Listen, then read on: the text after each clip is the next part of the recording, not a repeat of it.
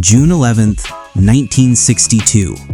The most infamous prison escape in American history was about to unfold. Three men would vanish from the inescapable fortress known as Alcatraz. Their fate? Still unknown to this day. Alcatraz Federal Penitentiary, sitting in the frigid waters of San Francisco Bay, this maximum security prison was designed to hold America's most dangerous criminals. The Rock, as it was called, had a reputation. No one escapes Alcatraz. The prison opened in 1934 and housed notorious criminals like Al Capone and Robert Stroud, the Birdman of Alcatraz. Surrounded by freezing water and deadly currents, escape seemed impossible. In its 29 years of operation, there were 14 documented escape attempts involving 36 inmates. Most were caught, some were shot. 5 went missing, presumed drowned. But 3 men believed they could beat the odds. Meet Frank Morris, prisoner number AZ-1441. A bank robber with a genius-level IQ of 133, Morris was the brains of the operation. He'd escaped from prisons before, but Alcatraz was his ultimate challenge. Then there were the Anglin brothers, John and Clarence. These Georgia-born siblings had robbed banks together and were sent to Alcatraz after multiple escape attempts from other prisons. They were resourceful, determined, and desperate for freedom. A 4th inmate, Alan West, was also part of the plan, but as we'll see, he wouldn't make it out. These 4 men had been plotting for months, studying every detail of the prison, looking for its one weakness, and they found it. The escape plan was audacious and required perfect execution. Here's how it worked. Each cell had a ventilation grate at the back.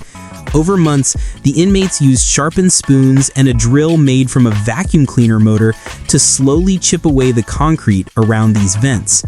To hide the noise, they did this during music hour when inmates could play instruments. To conceal their work during inspections, they created fake vent covers from painted cardboard. Guards walked by every day, never noticing. Once through the vents, they'd need time before guards noticed they were gone, so they created incredibly realistic dummy heads from soap, toilet paper, and real hair collected from the prison barbershop. These decoys would fool guards during nighttime checks. Look them up. They're disturbingly lifelike. Behind the cells was an unguarded utility corridor. This became their secret workshop. Here, they constructed a raft and a life jacket from over 50 stolen raincoats, using heat from steam pipes to seal the seams with glue.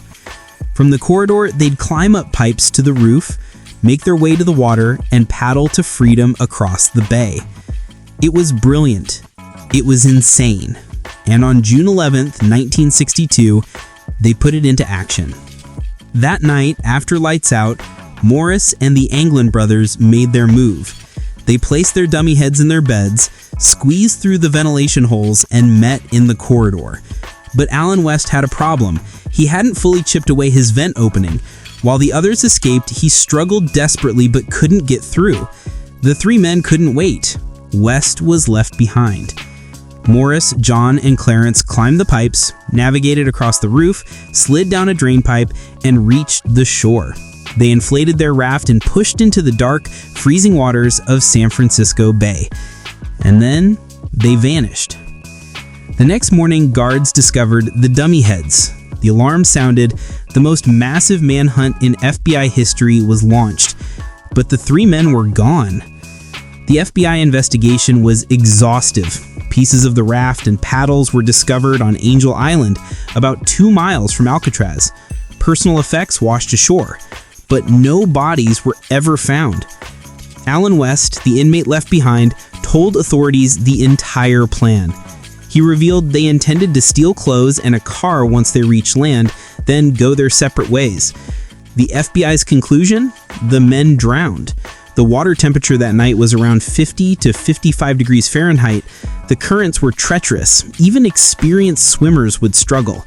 The official report stated that survival was highly unlikely. But many questions remained unanswered. For decades, people have debated, did they make it? The FBI officially closed the case in 1979, concluding the men had drowned, but compelling evidence suggests they might have survived. In 2013, the San Francisco Police Department received a letter allegedly from John Anglin, claiming he and the others had survived. The letter stated Clarence died in 2011, Morris in 2008, but John was alive. The FBI tested it but couldn't confirm its authenticity. The Anglin family maintained for years that the brothers survived. A 2015 History Channel documentary presented a photo allegedly showing John and Clarence in Brazil in 1975. Forensic analysis suggested it could be authentic. In 2018, the FBI released age-progressed images showing what the men might look like if they'd survived into old age. But here's the thing. Despite extensive investigations, no confirmed sightings were ever made.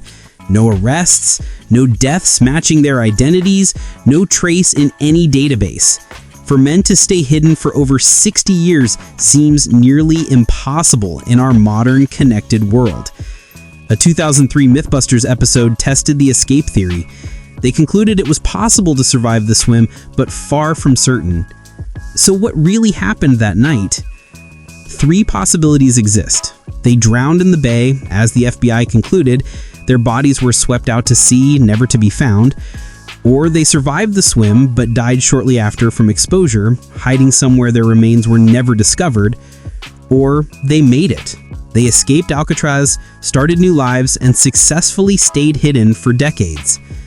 The U.S. Marshal Service keeps the case open to this day. Frank Morris, John Anglin, and Clarence Anglin are still listed as wanted fugitives, though they'd be in their 90s now if alive. Alcatraz closed as a prison in 1963, just 1 year after the escape, partly due to high operating costs and deteriorating facilities.